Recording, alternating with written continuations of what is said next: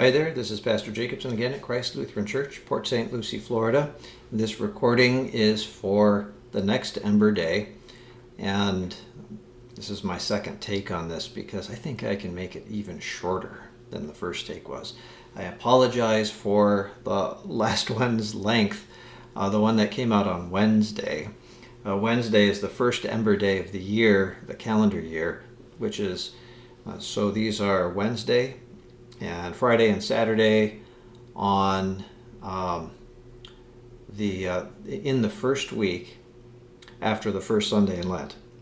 And so there are going to be some other weeks where we do this too in this calendar year. But right now, what I'm going to tell you is just a little observation and something that is, it's kind of a nugget, a golden nugget here inside the Large Catechism.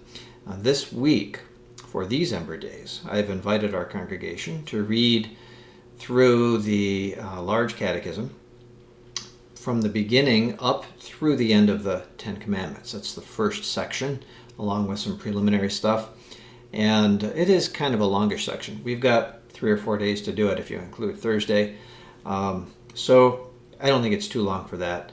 But I want to share this with you. Maybe we'll whet your appetite if you haven't started reading it yet. I can also show you exactly where you can find this if you don't have a copy of the Large Catechism. And you'll see how insightful this can be, how really helpful it is, because it, in a simple way, it presents kind of some of the most important answers that we can have in the Christian faith. So here we go.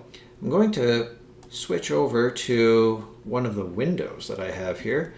You can see that in this window we have the Ten Commandments within the Large Catechism. And if you can see at the top where it's coming from, it's bookofconcord.org. Book of Concord, CONCORD.org / and then write large-catechism.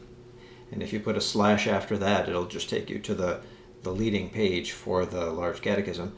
But then if you go on and write 10, commandments, and then put a slash at the end of that, it'll take you right where we're looking. And so this is in the Ten Commandments. We're looking at the first commandment, which says, here it says, thou shalt have no other gods before me. This is a little bit of a different expression in English than maybe you're used to. Maybe you memorized it this way, maybe you memorized it in a different way.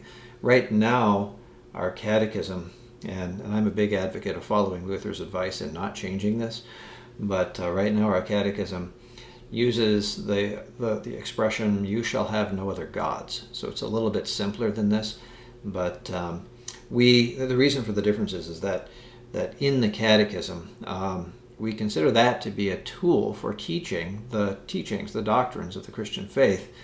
And so the wording of it ends up being something that is meant to be memorized, especially from a young age. And then later on, you kind of learn the depth of meaning in that. So here we go. In the Large Catechism, we're less concerned about asking people to memorize this text, but we can recognize it as the first commandment. So here's Luther's explanation. Notice the questions.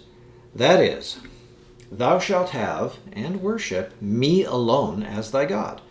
What is the force of this? And how is it to be understood? What does it mean to have a God? Or what is God? Really great questions, right? Boy, if you can answer these questions, you're well on your way toward being a theologian. Even being kind of a deliberate Christian, a thinking Christian. And Luther really helps us out here with this insight. His answer, a God means that from which we are to expect all good, and to which we are to take refuge in all distress. So that to have a God is nothing else than to trust and believe him from the whole heart, as I have often said that the confidence and faith of the heart alone make both God and an idol. Interesting, right? God is your God based on the disposition of your heart toward him. An idol is an idol for you based on the disposition of your heart. As he says here, going on, if your faith and trust be right, then is your God also true. And on the other hand, if your trust be false and wrong, then you have not the true God. For these two belong together, faith and God. That now I say, upon which you set your heart and put your trust, is properly your God. So this should bring to mind questions. Do you fear, love, and trust in God, the one who actually exists as God, the one who made you, the one who reveals himself in his word? Do you fear, love, and trust in him above all things? Or are there some other things that you may fear more than you fear him? Things you may love more than him, things you trust other than him. Those things may be fine things in themselves, but your disposition toward them in relation to God turns those things into idols.